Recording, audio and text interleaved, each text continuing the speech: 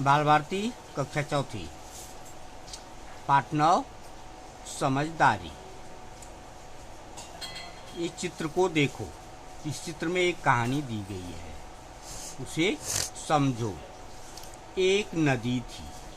नदी के ऊपर एक पतला पटरा रखकर पुल बनाया गया था। एक बार दो बकरियां उस पतले पटरे पर आमने सामने आ गई। दोनों एक दूसरे तरफ जाना चाहती थी, लेकिन आमने सामने होने के कारण दोनों नहीं जा पा रही थी। तो फिर क्या हुआ, दोनों एक दूसरे को हटाने के लिए प्रयास करने लगी। दोनों में बहस शुरू हो गई और फिर लड़ाई शुरू हो गई। दोनों लड़ रही हैं बकरियां, देखो। लेकिन काफ़ी देर लड़ने के बाद जब कोई फैसला नहीं हुआ, कोई निष्कर्ष नहीं निकला, तब दोनों सोचने लगी। दोनों ने विचार किया क्या कि एक दूसरे को हटाकर ही पुल पर से जाया जा सकता है। लड़ाई करके हम दोनों पुल पार नहीं कर सकती। ऐसा लड़ेंगी तो नदी में गिर जाएंगी। फिर दोनों ने चर्चा शुरू की, आपस में बातचीत शुरू की कि पुल को कैसे पार किया जाए, क्योंकि पीछे जा नहीं सकती थी दोनों। इसलिए चर्चा करने के बाद आपस में दोनों की समझ में कुछ बात आई, तो एक बकरी नीचे बैठ गई।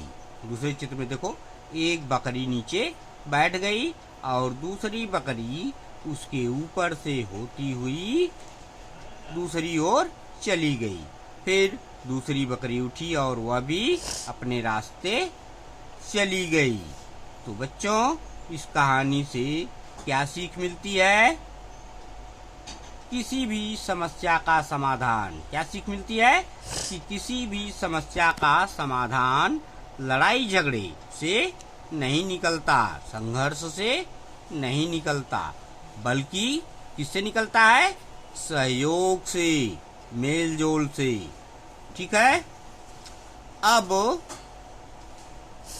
इस कहानी में दिए गए प्रश्नोत्तर हल करेंगे। पहले प्रश्न देखते हैं, बाद में दूसरा हल करेंगे। उत्तर लिखना है। चित्र में कितनी बकरियां हैं? गिन लो, 1 2। कितनी बकरियां हैं? 2। तो चित्र में 2 बकरियां हैं। बकरियां किस पर होते हुए नदी पार कर रही हैं? किस पर होते हुए? तो पतले पटरे के पुल पर होते हुए नदी पार कर रही है। उनमें संघर्ष क्यों हुआ? क्यों संघर्ष हुआ? दोनों बकरियां एक दूसरे के सामने आ गई थी पुल पर। पुल पतला होने के कारण वे एक दूसरे को बिना हटाए नहीं जा सकती थी, इसलिए दोनों में संघर्ष हुआ, दोनों लड़ने लगे। बकरियों ने अपनी समस्या का हल कैसे निकाला या क्या हल निकाला? एक बकरी पुल पर नीचे बैठ गई और दूसरी बकरी उस पर से होती हुई आगे बढ़ गई।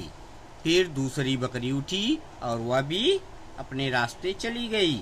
इस प्रकार बकरियों ने अपनी समस्या का हल निकाला। इस कहानी से कौन सी सीख मिलती है? इस कहानी से यह सीख मिलती है कि किसी भी समस्या का हल संघर्ष से नहीं, बल्कि सहयोग से निकलता है। अब अगला प्रश्न देखो। समानार्थी शब्द बताना है। निम्नलिखित शब्दों के समानार्थी शब्द बताओ। समानार्थी मतलब एक जैसे, दोनों का अर्थ एक हो। सिंह, सिंह का मतलब होता है शेर, तो सिंह का समानार्थी शेर होगा। दूसरा, वृक्ष, वृक्ष का समानार्थी पेड़, वृक्ष का अर्थ होता है पेड़, तरु, तो पेड़।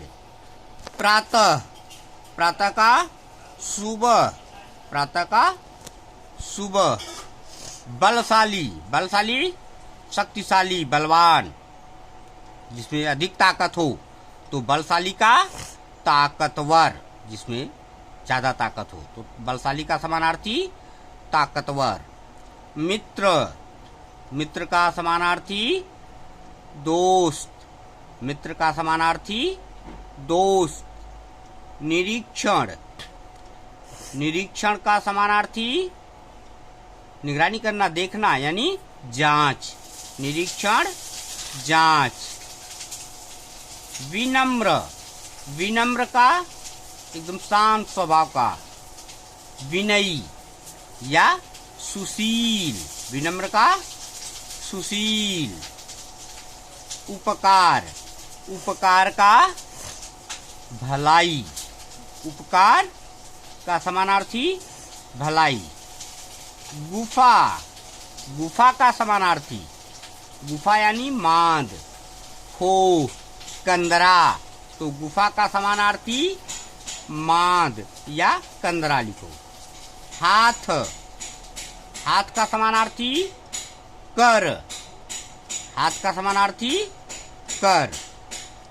पुस्तक, पुस्तक का समानार्थी किताब, पुस्तक का समानार्थी किताब।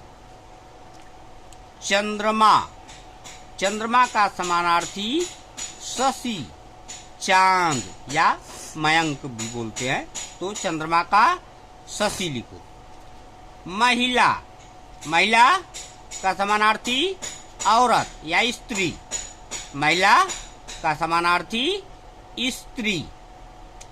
नेत्र, नेत्र का समानार्थी आंख, नेत्र का मतलब आंख होता है।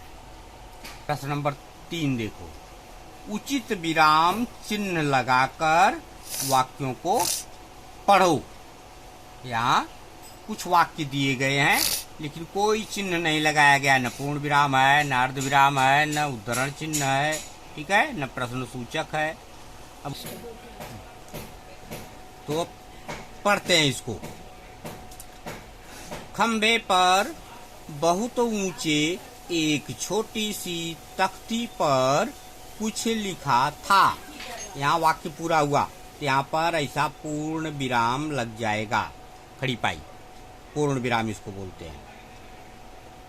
बच्चू ने मन ही मन कहा, मन ही मन, यहाँ चिन्ह नहीं लगाओ तो चले, लेकिन मन ही मन एक शब्द हुआ, तो यहाँ पर दोनों के बीच में योजक चिन्ह, मन ही मन, इसे पाई छोटी सी।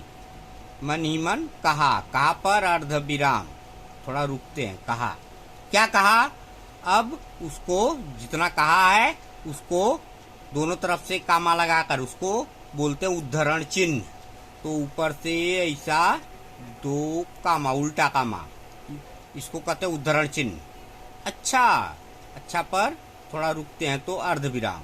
अच्छा, बच्चू की पहुंच से दूर है तू। क्या कहा? बच्चू की पहुंच से दूर है तू। ये वाक्य यहाँ पूरा हो गया। और आगे कह रहा है, अभी पढ़ता हूं तुझे।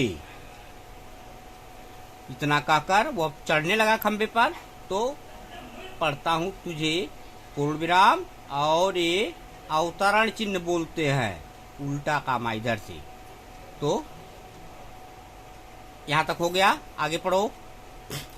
बच्चू खंबे पर चढ़ गया, पूर्ण विराम, वाक्य पूरा हुआ। यहाँ बच्चू खंबे पर चढ़ गया। अरे रे, जब खंबे पर चढ़ा तो उसे आश्चर्य हुआ, उसके शरीर में सब पेंट लग गया। अरे रे, तो यहाँ विस्मय चिन्ह से पाई और नीचे सुनना। अरे रे, यह क्या, यह क्या, इतने कहा। अरे रे, यह क्या, तो यहाँ प्रश्न सूचक चिन्ह और अवतरण चिन्ह, और यहाँ से उद्धरण। अरे रे, यह क्या। तख्ती पर लिखा था, क्या लिखा था?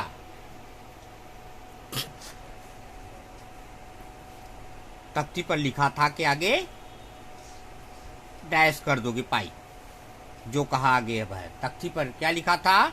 जो लिखा था उसको एक कामा इधर से इकहरा उद्धरण चिन्ह कहेंगे, एक कामा यहां से। खंबे पर लगाया हुआ पेंट गीला है। गीला है, यहाँ थोड़ा रुकते हैं तो अर्ध विराम। खंबे पर लगाया हुआ पेंट गीला है, कृपया इससे दूर रहें। पूरा हुआ और ये इकहरा चिन्ह जो है, इकहरा उद्धरण चिन्ह अब बंद हुआ, तो यहाँ से यहाँ तक इकहरा चिन्ह है। हो गया।